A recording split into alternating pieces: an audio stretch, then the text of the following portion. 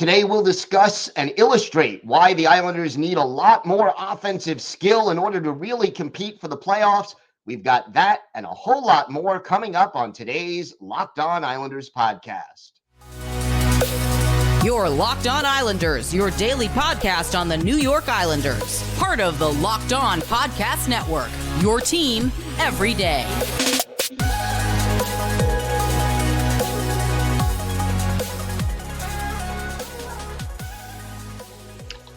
And welcome, everybody, to the Wednesday edition of the Locked On Islanders podcast, part of the Locked On Podcast Network, your team every day. I want to thank everyone who makes Locked On Islanders your first listen every day. Don't forget to subscribe on YouTube or wherever you get your podcasts so you can get new episodes as soon as they drop. Today's episode is brought to you by Game Time. Download the Game Time app, create an account, and use code Locked On for $20 off your first purchase. We have got a lot to discuss on today's show, but first, if there's something Islanders related on your mind, if you have a question, a comment, maybe a topic you'd like us to discuss on a future episode, you can send us an email to lockedonislanders@gmail.com. And if you leave your first name and where you're from, we're happy to mention you on the show when we discuss whatever's on your mind. And we're going to get to some emails in today's second segment.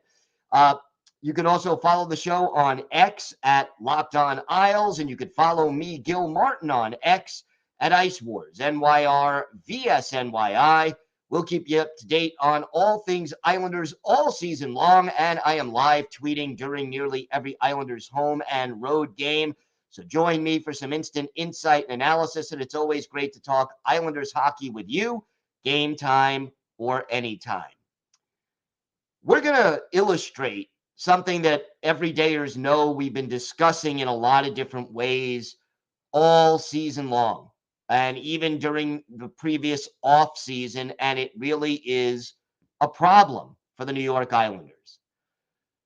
And that is the lack of scoring depth on this roster. And it sort of came to my mind when I was looking at the change that Patrick Roy made by making the top line Bo Horvat, Mathew Barzal, and Brock Nelson, which really are, your three best offensive forwards on this team. And so they're all on one line. But what else is that trio on this team? Obviously, that trio is also your number one power play unit as far as forwards go. And the fact that, those three guys play together on the power play, although Brock Nelson, does often go back to the point, and Kyle Palmieri is part of that top power play unit, and the only true defenseman is Noah Dobson. You basically, in that power play unit, you basically have your four most dangerous, or at least your three most dangerous forwards. And then whether you consider Kyle Palmieri or Anders Lee your fourth most dangerous forward, that remains to be seen. But the way I'm going to illustrate this team's lack of offensive depth, and I mentioned, everydayers, I mentioned on yesterday's show that the top line yesterday, against Dallas, had more shots on goal, the three forwards on that line, than all of the 9 players on the other 3 lines combined, as far as forwards went. Here are the players right now who are on the Islanders' second power play unit. And I'm going to limit this to forwards. The second power play unit for the New York Islanders this year is Anders Lee, J.G. Pageau, and Pierre Engvall. That's from left to right. Lee is the left wing, Pageau the center, Engvall the right wing. Now, think about this. Anders Lee has 4 power play goals this year, 15 goals overall in 58 games. I would consider him a borderline second line power play, second power play unit kind of player on an average NHL team at this stage in his career. And let's face it, Lee has a specific job on the power play. And really, it's his job more than just on the power play.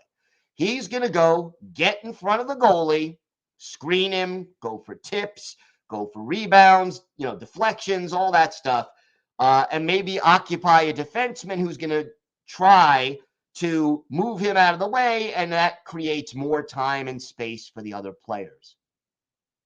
But J.G. Pageau has 7 goals all season. And you know how many points he has on the power play? 1 all season, and that's an assist. Pierre Engvall, 6 goals all season. He has 18 points, 1 goal, and 3 assists, or 4 of those 18 points came on the power play.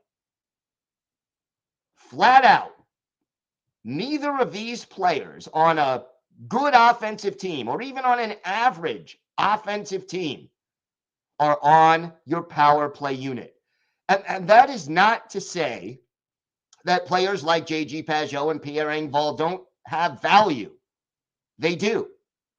But they should not be on your second power play unit if you have any scoring depth at all. Now, last year, Zach Parise was getting some of that time on the second power play unit, and that certainly was would be an upgrade over either Engvall or Pageau. And I understand, you want Horvat and Nelson and Barzal together on your top power play unit, but you put those 3 guys and Kyle Palmieri on the top power play unit, there's nothing left on that second unit. And keep in mind that as of right now, with the changes that Patrick Roy made to the lineup, and again, I'm not saying it wasn't worth trying or that it may not work out, but as of right now, J.G. Pageau is not only on your second power play unit, he is your second line center.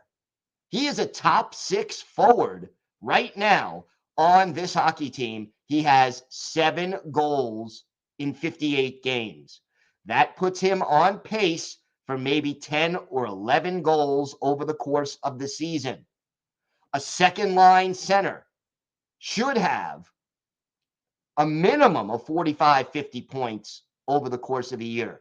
Now, again, Pageau has been the third line center for most of the season. But even a third line guy should be in the 40-point range, 35, 40, 45, 50, something closer to that range. He is on pace right now for about 30 points over the course of the season. And again, 1 assist all year on the power play. That's it. Pierre Engvall, 4 points on the power play, 18 points in 52 games. Now, he's been scratched. He missed a couple of games because of injury. But again, Pierre Engvall he's been a top 6 forward all year practically, with a few exceptions. Pierre Engvall has been on your second line almost all year.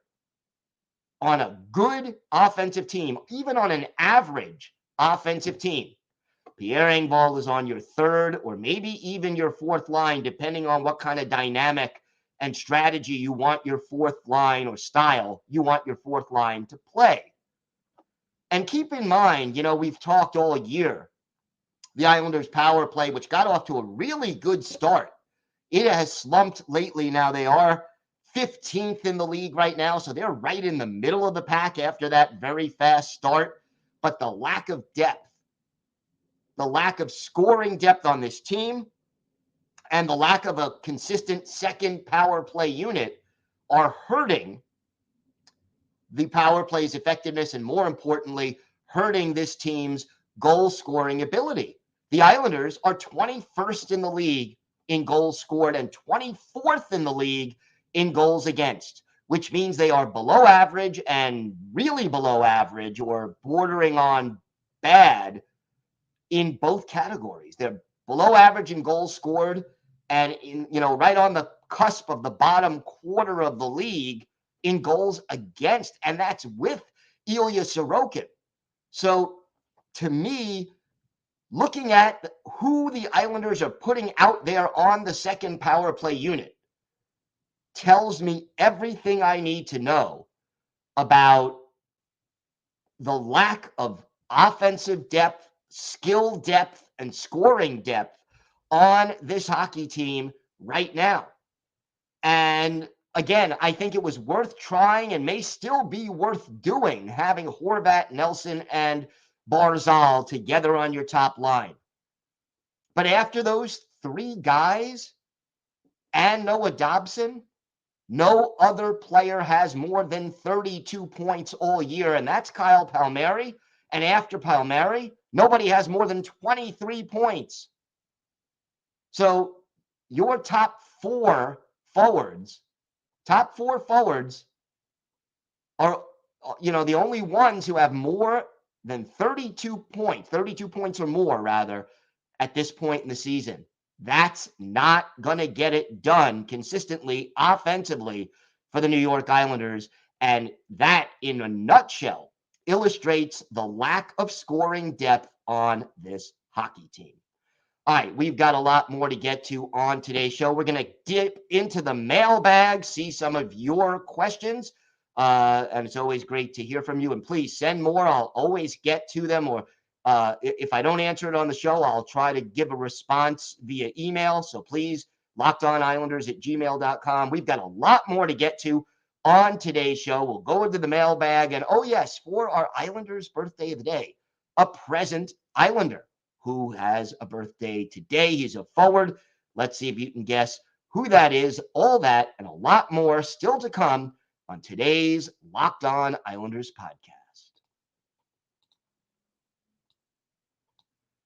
Today's episode is brought to you by Game Time. You shouldn't have to worry when you buy tickets for your next big event. Game Time is the fast and easy way to buy tickets for all the sports, music, comedy, and theater events near you. They've got killer last-minute deals, all-in prices, and their best price guarantee, so Game Time takes the guesswork out of buying tickets. My favorite feature on Game Time, you go on the app and you can see the view from your seat before you buy the tickets, so you know exactly what to expect when you arrive. And Game Time, they have deals on tickets not only right up to the start of the event, but even an hour after it starts. It is the place to find last-minute tickets. Take the guesswork out of buying tickets with Game Time. Just download the Game Time app, create an account, and use code LOCKEDON for $20 off your first purchase. Terms apply. Again, create an account and redeem code LOCKEDON for $20 off. Download Game Time today. Last-minute tickets, lowest prices guaranteed. Today's episode is also brought to you by FanDuel. Folks, get buckets on your first bet with FanDuel, America's #1 sportsbook, because right now, new customers get $150 in bonus bets with any winning $5 bet. That's $150 if your bet wins. You can bet on all your favorite NBA players and teams with quick bets, live, same-game parlays, exclusive prop bets, and more. And not only the NBA, you can use your knowledge of the Islanders and hockey on FanDuel. Check out all the latest odds for Thursday's game against the Red Wings. Just visit FanDuel.com/lockedon to shoot your shot. That's FanDuel.com/lockedon. FanDuel, official sportsbook partner of the NBA. Locked On has launched the first ever national sports 24/7 streaming channel on YouTube. And now it's also available on Amazon Fire TV with the free Fire TV Channels app. Locked On Sports Today is here for you 24/7, covering the top sports stories of the day with the local experts of Locked On, plus our national shows covering every league. Find Locked On Sports Today, now available on the free Fire TV Channels app.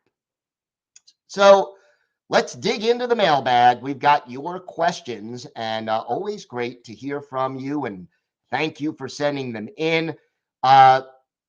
This first one is from Alex in Paris, France, and I am definitely honored to have a listener or a viewer in Paris. So thank you, Alex. What is your ideal roadmap to fix the Islanders if you were made GM? Alex, first of all, thanks for the question. Straightforward, to the point. Here's what I would do, and I'm not going to get overly specific, but generally speaking, I would identify my core. And to me, the core players would be Ilya Sorokin, Noah Dobson, Bo Horvat, Mathew Barzal, and probably Alexander Romanov, and then I would want to keep one of Ryan Polak or Adam Pelech.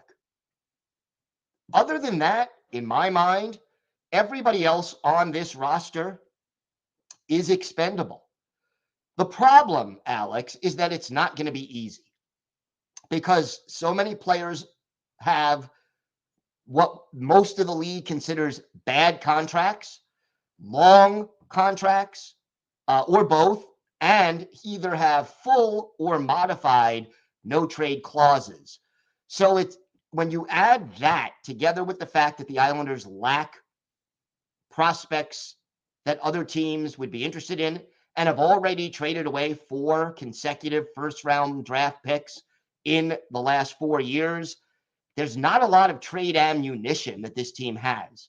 But I would start moving out anyone who wasn't on that list and accumulating either draft picks, prospects, or even just trading away, a 30-something player for a 20-something player who maybe makes a little less money and or matches or exceeds the older player in skill. Or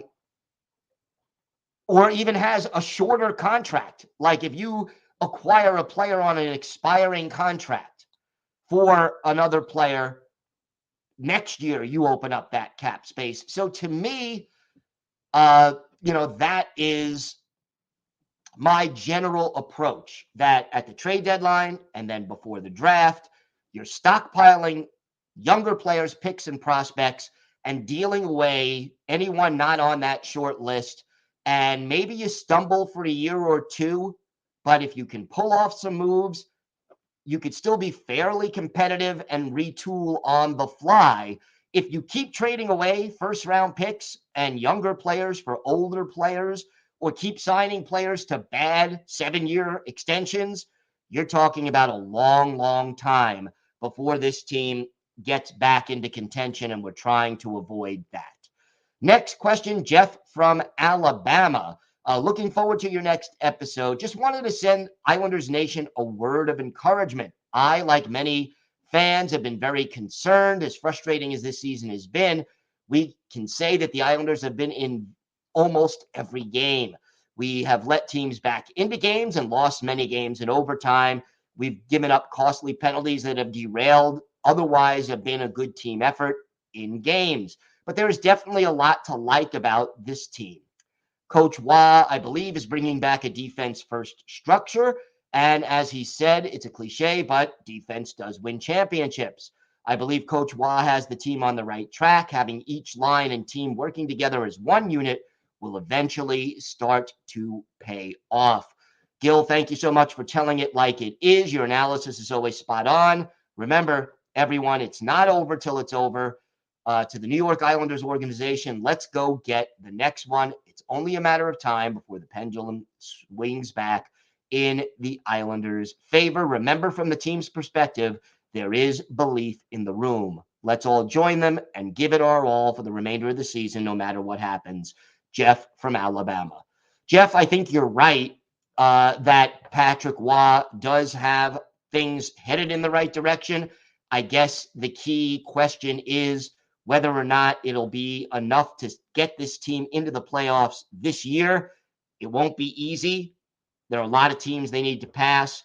But I think overall, if progress is made by the end of the season and the team is more comfortable and ready to play the Patrick Waugh system, that will be a step in the right direction. Next, Mike from North Carolina.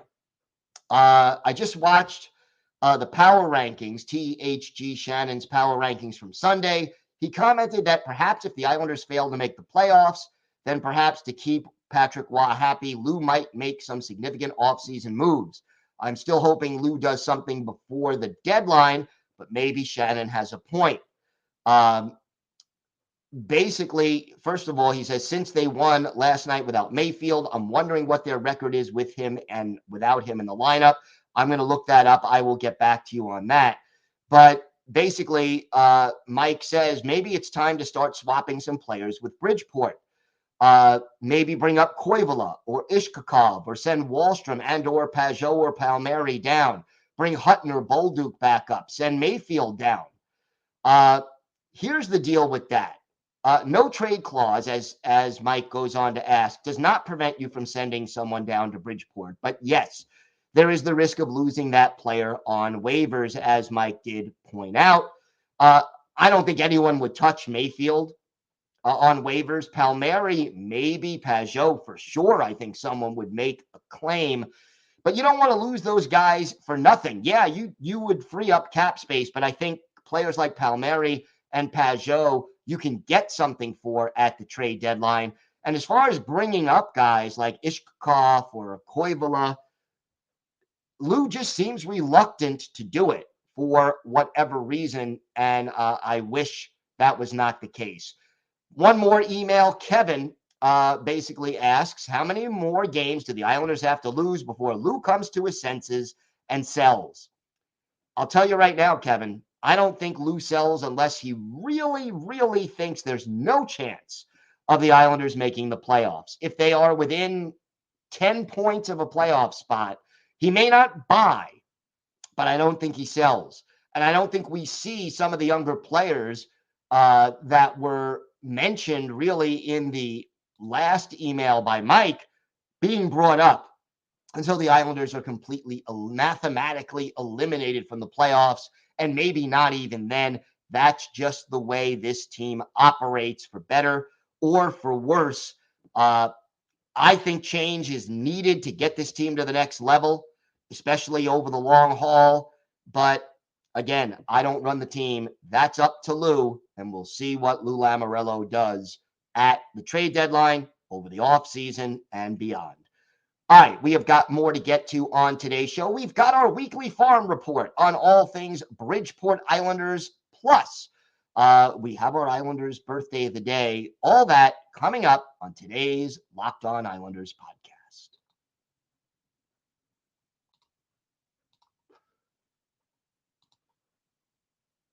Today's episode is brought to you by eBay Motors. Passion, drive, and patience. What brings home the winning trophy is also what keeps your ride or die alive. eBay Motors has everything you need to maintain your vehicle and level it up to peak performance, from superchargers, roof racks, exhaust kits, LED headlights, and more. Whether you're into speed, power, or style, eBay Motors has got you covered.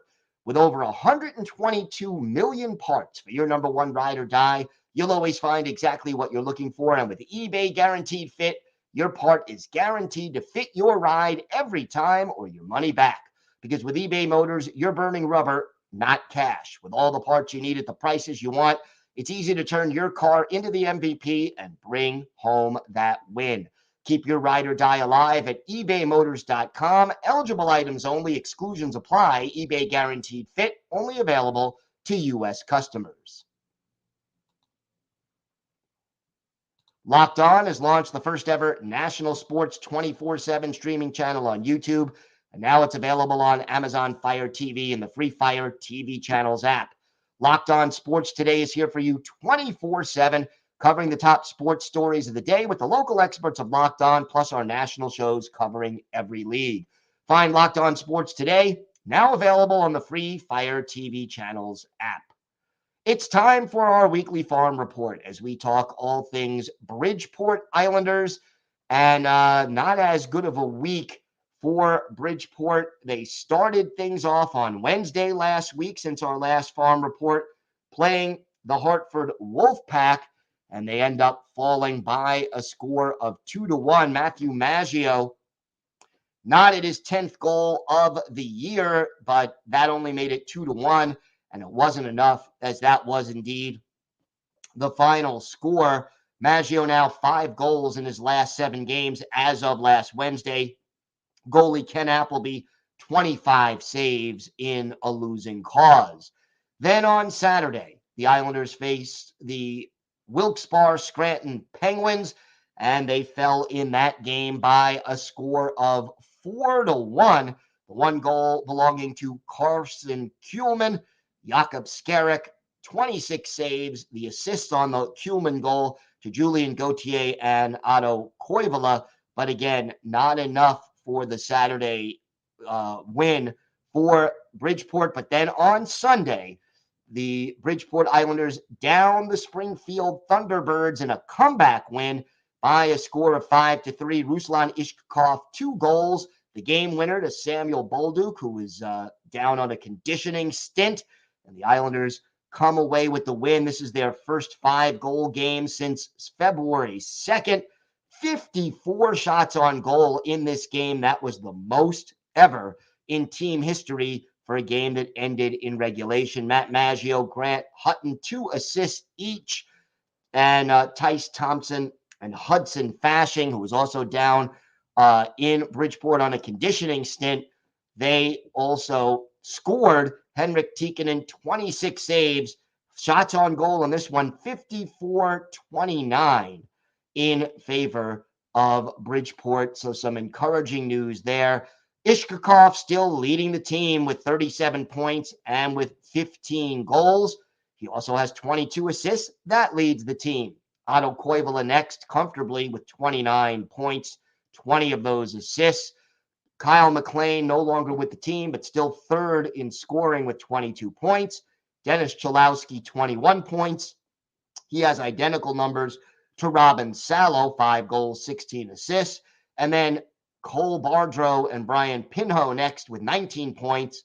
Matthew Maggio, 18, 10 goals, 8 assists. William Dufour, 10 goals, 5 assists in 37 games. So that's sort of where we're at. Jakob Skarek, a 3.30 goals against average, an 8.85 save percentage, and a 4.18-5 record. So that's not great numbers, at least.